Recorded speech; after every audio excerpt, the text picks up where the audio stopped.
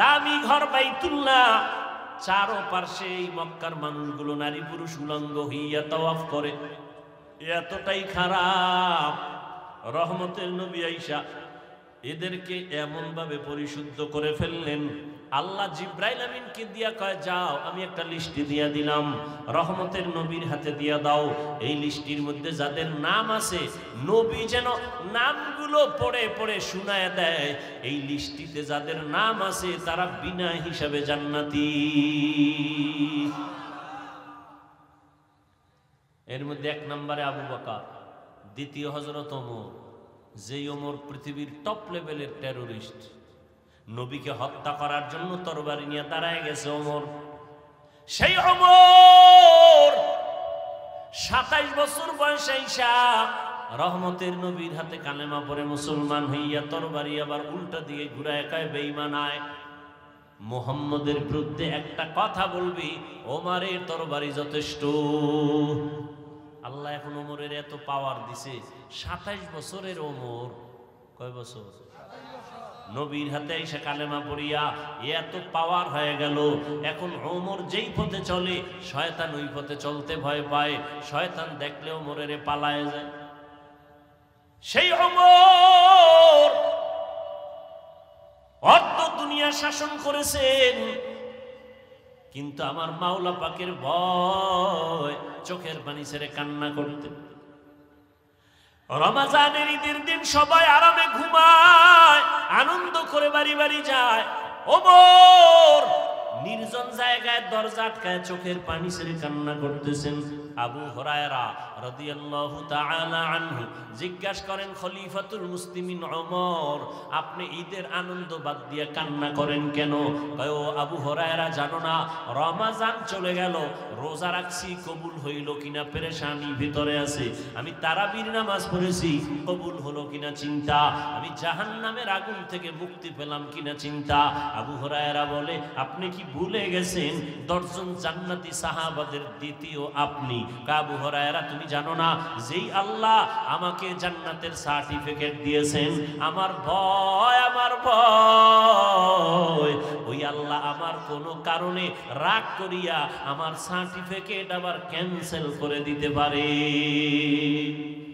हर के दारत खौफे हक दर दिल मदागम जन्नतुल मअवा देहद उरा मकाम जुज़बा हक़ची ज़े मखाज़ इंसुजा फज़ले उआ मस्ते दर जुमला जहां।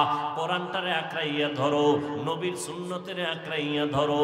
ও যুবক বাবারা, মা বাবার খেদমত করো নবীর আদর্শ মতো। নবীর আদর্শে জুতা পরো সুন্নত, নবীর আদর্শে খানা খাও সুন্নত, নবীর আদর্শ মতো বাথরুমে যাবা তাও সুন্নত তরিকায় সওয়াব হবে। আর নবীর তরিকা বাদ দিয়ে যদি নামাজ পড়ো কাজে লাগবে না, নবীর তরিকা বাদ দিয়ে যদি তুমি যাকাত দাও কাজে লাগবে না, দান করো কাজে লাগবে না। নবীর তরিকায় লেখাপড়া করো, আল্লাহর কাছে দরজা খুলে যাবে। নবীর তরিকা, নবীর আদর্শ মেনে ব্যবসা করো, জান্নাতের পথ আল্লাহ ওপেন করে দিবেন। আল্লাহর নবী বলেন, ও ব্যবসায়ীরা, কিয়ামতের দিন আমার সাথে তোমরা জান্নাতে থাকবা। কোন ব্যবসায়ী? যারা সুদের টাকায় ব্যবসা করে। قال النبي صلى الله عليه وآله وسلم التاجر الصدوق الأمين مع النبيين الصديقين والشهداء والصالحين। ওরে নেক আমল, ভালো সততার ঠিক রেখা সত্য কথা বলে ন্যায় পথে যারা ব্যবসা করবে, কাস্টমারের ধোঁকা দিবে না, কাস্টমারের সাথে মিথ্যা কথা কখনো বলবে না। ঢাকার বাজার থেকে কাপড় কিনছে লুঙ্গি, 2500 বাজারে নিয়ে আসবে বেচতে। লুঙ্গির দাম কত পাইকারি? কয় বাবুরহাট থেকে নিয়ে আসছে, লুঙ্গির দাম 150 টাকা। এই 2500 আসতে আরো খরচ হইছে 20 টাকা। কত হইল? 70। এখন কাস্টমার জিগায়, ভাই লুঙ্গি কত? কয় 200 টাকা। কিনছেন কত? যদি দোকানওয়ালা কয় 170 টাকা দিয়ে কিনছি, টোটাল টাকা হারাম। কিনছে কত দিয়া? 70 বলল কেন? মিথ্যা হয় নাই? এই এতটুকু কথার কারণে টোটাল টাকা হারাম। আর যদি বলে না 150 টাকা দিয়ে কিনলাম, আসতে খরচ আমার 20, টোটাল 170, আপনি যদি আমাকে 30 টাকা লাভ না দেন, বিদ্যুৎ বিল কেমনে দেই, ঘর ভাড়া কেমনে দেই, এইভাবে সত্য কথা বললে যদিও কাস্টমার তখন একটু বলবে আর 10 টাকা কম দেই, আরো 10 টাকা কম দেই, কোনো টেনশন নাই, মোহাব্বতের দোয়া আসবে, বরকত অনেক বেশি হয়ে যাবে। কাস্টমারের তাবিজ দেওয়া লাগবে না, সত্য কথা বইলে ব্যবসা করো, কাস্টমার তাবিজের মতো লাশার মতো লেগে থাকবে, তোমাকে ছাড়া কারো কাছে জীবনেও লোভ দেখায় নিতে পারবে না, তোমার দোকান থেকে নিবে, কারণ মনে করে ও 5 টাকা খাইলো, মিথ্যা বলে না।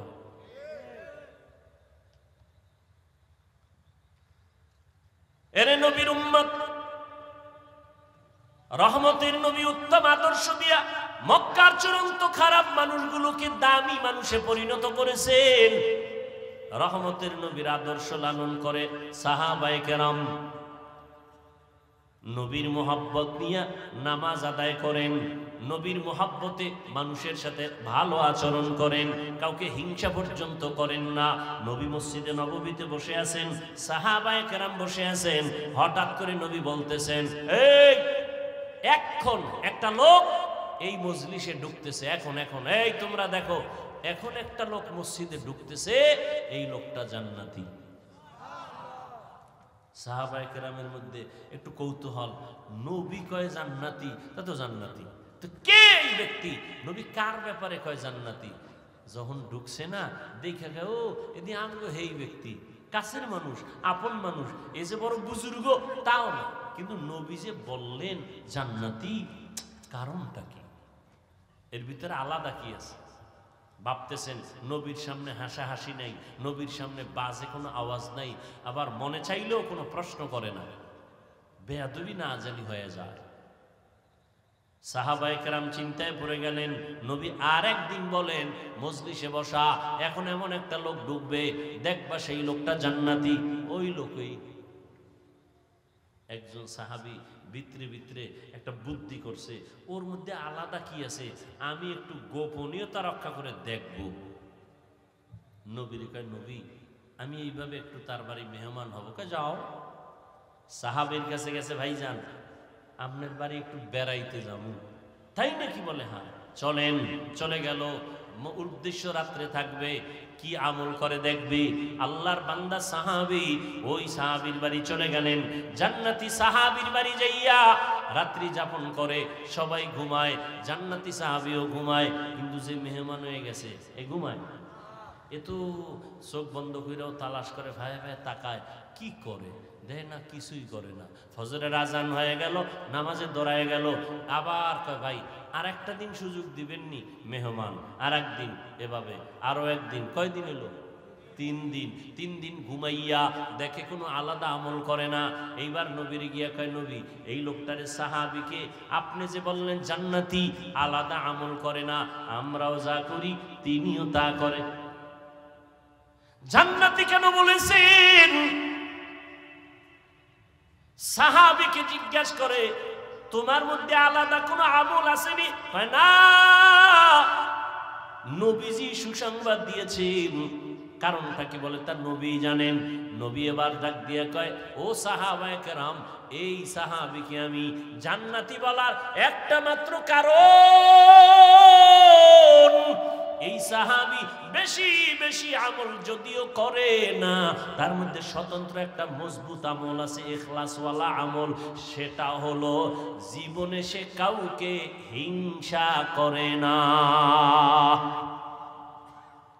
কাউকে হিংসা, ও ছেলেটা লেখাপড়া ভালো, পরীক্ষায় ভালো নাম্বার পাইছে, আর এক ছেলের বাবা সইতে, এরকম আছে না নাই?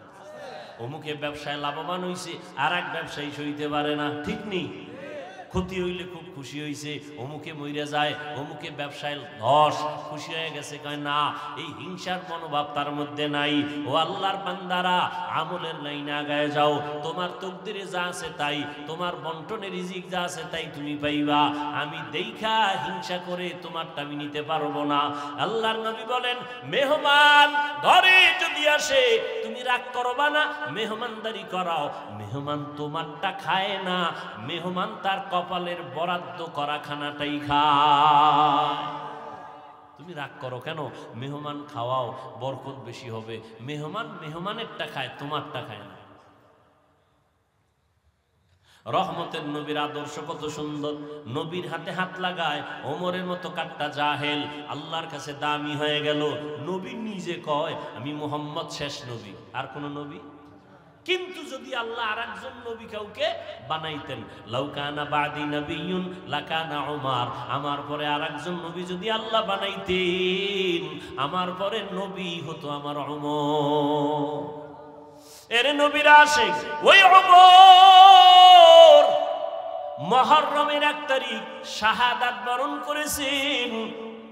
রহমতের নবীর সুন্নতের জন্য কলিজা দিয়া ভালোবাসতেন আমার নবীর আদর্শ। এর নবীর উম্মতের দল। রহমতের নবীকে আমরা আর পাবো? আবু বকরকে, ওমর, ওসমান, বাদ দেন সাহাবায়ে কেরাম। এরপরে যারা আসছেন আমাদের মুরব্বী বুজুর্গ, তাদেরকেও আমরা আর পাবো? খাজা মঈনুদ্দিন চিশতি আজমিরিকে আর পাবো না। শাহজালাল রহমাতুল্লাহ আলাইহি কত বড় আল্লাহওয়ালা, যিনি আল্লাহর মুহাব্বতে পড়িয়া জীবনে বিবাহ করেন নাই। আল্লাহর মুহাব্বত এতটা প্রবল, আর তার আল্লাহর মুহাব্বতে বিয়ে করেন নাই, কোনদিন নামাজ ছাড়েন নাই, পাগড়ি মাথার থেকে খুলেন নাই, হাতের মধ্যে তসবিহ, ঢোল বাজাইতেন। তার মাজারে ঢোল আছে না নাই? বেপরদার আড্ডা আছে না নাই? একই শাহজালাল রহমতুল্লাহ আলাইহির দোষ? খবরদার। মাথার ভিতরে উকুন হইছে, হাতের মধ্যে ব্যথা পাইছে, এখন চিকিৎসা করতে যাইয়া হাতটা কেটে ফেলবা না, চিকিৎসায় মলম লাগায় দাও, চিকিৎসা ভালো হবে। মাজার সংস্কার করতে গিয়া আল্লাহর ওলির সাথে যেন বেয়াদবি না হয়, শিরিক বন্ধ করার ব্যবস্থা করো, বেদাতি কাজ বন্ধ করার ব্যবস্থা করো, ঢোল বাজানের কাজ বন্ধ করে দাও, বেপর্দা নারীদের আড্ডা গাঞ্জার আসর বন্ধ করে দাও। কিন্তু আল্লাহওয়ালার সাথে বেয়াদবিমূলক যেন আচরণ কখনো না হয়। মাজার আছে, মসজিদ বানায় দাও, মাদ্রাসা বানায় দাও। ইনশাআল্লাহ আল্লাহওয়ালার মাজারে যদি মসজিদ থাকে, মাদ্রাসা থাকে, ওখানে শিরিক বেদাত অল্পতেই বন্ধ হয়ে যাবে।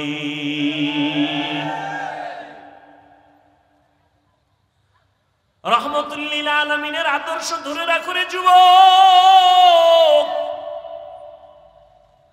আজকে নবীর মুহাব্বতের দাওয়াত নিয়ে তোমার কাছে আসলাম, কিন্তু আমি কিন্তু এই কথা বলি না তাবলীগ না করলে জাহান্নামে যাইবা, কওমি মাদ্রাসায় না পড়লে জাহান্নামে যাইবা, চরমনাই না গেলে জাহান্নামে যাইবা বলি নাই, পীরের কাছে না গেলে জাহান্নামে যাইবা তা বলি নাই। নবীর আদর্শ না মানলে জাহান্নামে যাইতে হবে। নবীর আদর্শের টুপি লাগাও, নবীর আদর্শ মতো 5 বেলার নামাজ পড়ো, স্কুলে পড়িয়াও নামাজ পড়ো, রাস্তা খুলে যাবে।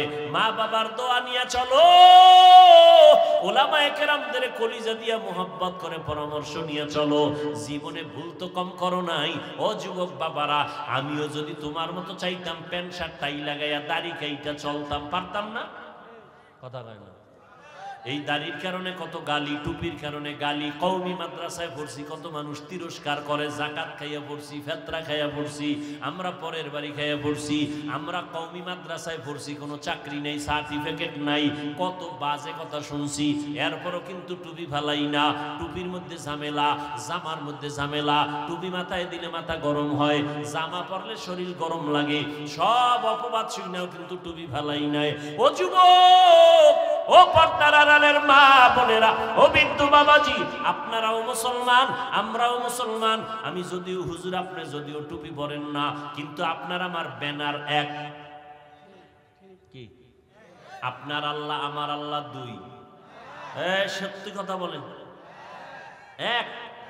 আপনার নবী আমার নবী, আপনার কোরআন আমার কোরআন, আপনার কাবা আমার কাবা, আমার ধর্ম আপনাদের ধর্ম, সব কিন্তু এক। দুনিয়াতে আসছে সিস্টেম এক। যেদিন বিদায় হব আমারও 3 কাফন, আপনারও নাকি? হুজুর একটা বেশি, টাকাওয়ালার একটা বেশি, রিক্সা ড্রাইভারের একটা কম। কবরের সাইজও কিন্তু সমান, শুধু হুজুরগোটা 2 হাত বড় হবে। হুজুরগো ওখানে আলাদা কোনো মাইকের ফোন যাবে, হেডফোন কানে যাবে, যাবে। সবে ও যুবক, একটু বিবেক দিয়ে চিন্তা করো। তোমার আমার আল্লাহ এক, নবী এক, কোরআন এক, কাবা এক, ধর্ম এক, সব এক, কালেমা এক, কিন্তু তোমার টুপি মাথায় দিতে পাও ধরা লাগে কেন? আমি টুপি ফালাইতে চাই না, তোমারে পাও দইরা বয়ান করার পরে তুমি মাথায় টুপি দিতেই চাও না, বিষয়টা কি? আমি দাড়ি কাটতে চাই না, আর তোমারে পাও দইরা বুঝানোর পরেও তুমি দাড়ি রাখতে চাও না। ও আল্লাহর বান্দা, আমি মসজিদে ঢুকতে চাই, নামাজ ছাড়তে চাই না, আর তোমারে পাও দইরা বুঝানোর পরেও তুমি নামাজ পড়তে চাও না। আসলে বিষয়টা কি বলো? কোরআন শরীফ মিথ্যা? তাহলে চাও না কেন বাবা? ওরে আমিও তো তোমার মতো প্যান্ট শার্টটাই লাগায় যদি দাড়ি কেটে মাস্তানি ভাব নিয়ে চলতাম, কেউ বাধা দিত না। টুপি মাথায় দিলে মাথা গরম, এটা বুঝি, এরপরও টুপি ফালাই না। দাড়ির কারণে যৌবনের ভাব চলে যায়, বুঝি, তারপরও দাড়ি ফালাই না। এর একমাত্র কারণ আল্লাহর কোরআন সত্য, নবীর কথা সত্য, একটা মিথ্যা নাই। ১৫০০ বছর হলো কেউ ভুল বের করতে পারে নাই। অপচেষ্টা বহু বেঈমানেরা করেছিল, কিন্তু ভুল বের করতে পারছে? বরং বহু বেঈমান কোরআনের কাছে মাথা নত করে কালেমা পড়েছে। ওই কোরআন সত্য না মিথ্যা? যুবকেরা একটু জবাব দাও বাবা, ওই কোরআনে জান্নাতের বয়ান আসেনি? সত্য বলো, আছে? জাহান্নামের বয়ান আসেনি? ও বাবা, তুমি একটু মোবাইল তো দেখো, শুধু খারাপ দিয়ে কেন যাও? মোবাইল থেকে ভালো কিছু তো দেখা যায়, যায়? আজকে থেকে একটু দেখো। তুমি তোমার ডিউটি বাদ দিয়ে দেখবা তা না, তোমার ডিউটি পালন যখন শেষ হইব তখন তুমি 1 মিনিট দেখো।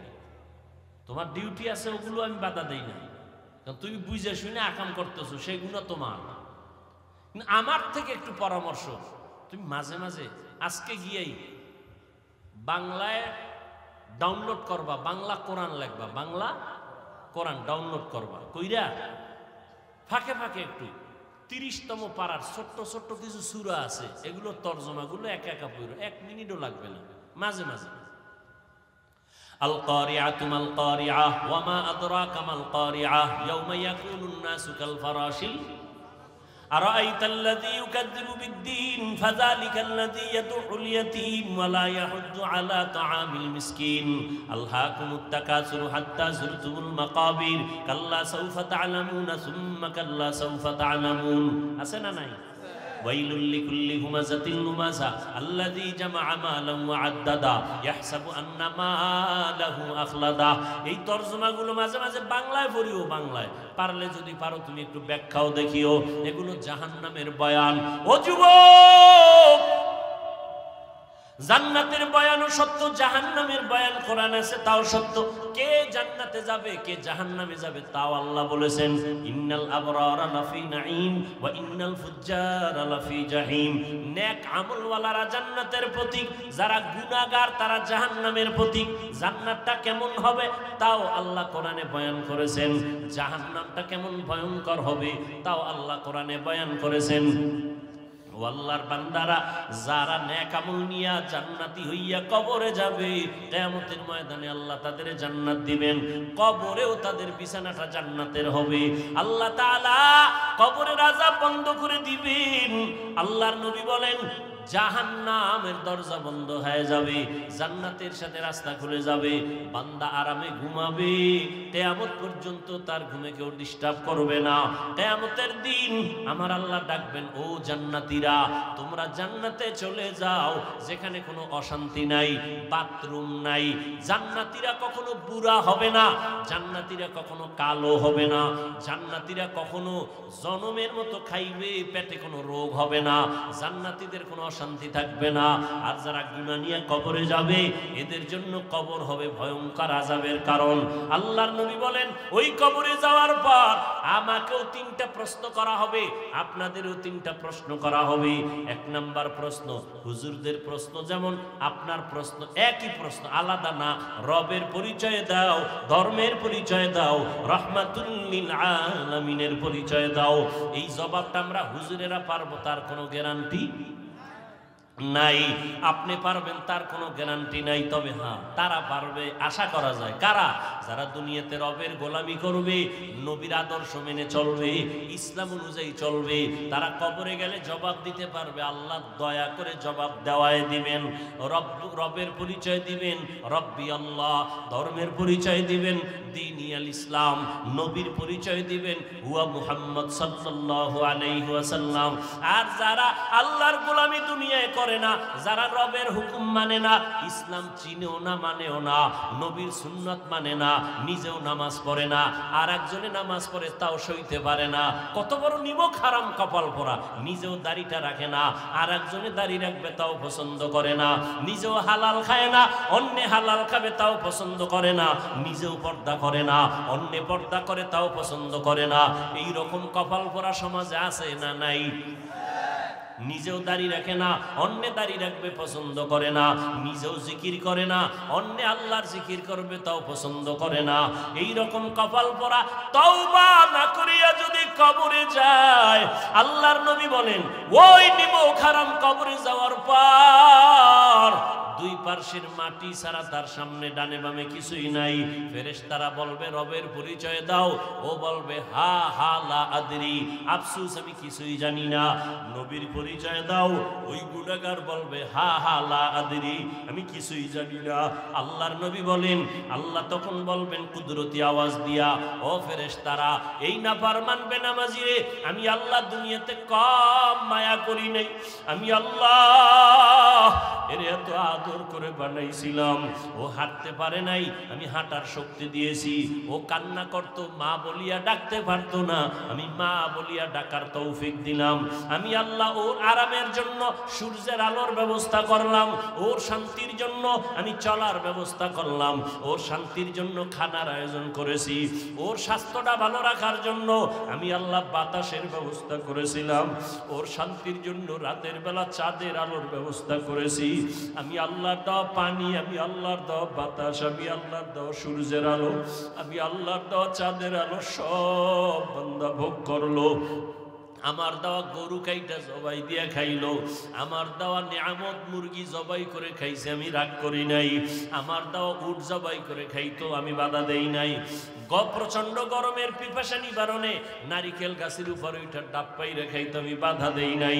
আমি আল্লাহ এখন আর ছাড় দিব না, আমি আল্লাহ ওরে ঠিক লাইনে চালানোর জন্য আলেম ওলামাদের পিছনে লাগাই দিলাম।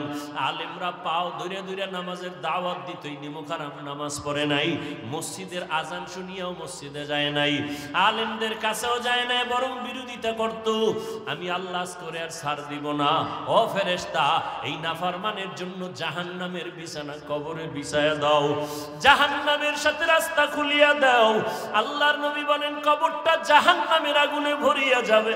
ও যুবক, আমার আল্লাহ এতটা রাগান্বিত আওয়াজ দিয়া বলবেন, ও কবরের মাটি,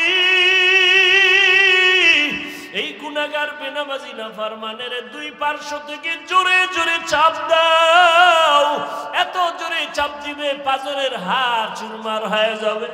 ওরে এখানেই শেষ না, কিয়ামতের দিন আমার আল্লাহ পাক ডাক দিয়া বলবে ওয়াসিকাল্লাযীনা কাফারু ইলা জাহান্নামা যুমারা, ও জাহান্নামের ফেরেশতারা এই বেনামাজি দাড়ি কামানেওয়ালা বেপরদাওয়ালা গুনাহগার নবীদের বয়ান শুনছে মানে নাই, আলেম ওলামাদের কান্নাওয়ালা বয়ান শুনিয়াও মানে নাই, বরং বাইরে গিয়া বিরোধিতা করছে।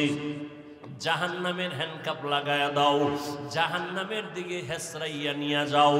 জাহান্নামের ফেরেশতারা একে যখন শিকল লাগায়া টান দিবে, ও নবীর আশিক, ওই হাসরের ময়দানের ভয়ঙ্কর এমন হালাত, আমার নবীজি যার কোনো গুনাহ নাই সেই নবী পর্যন্ত আম্মা জান আয়েশার ঘরে বসে বসে কান্না করেন।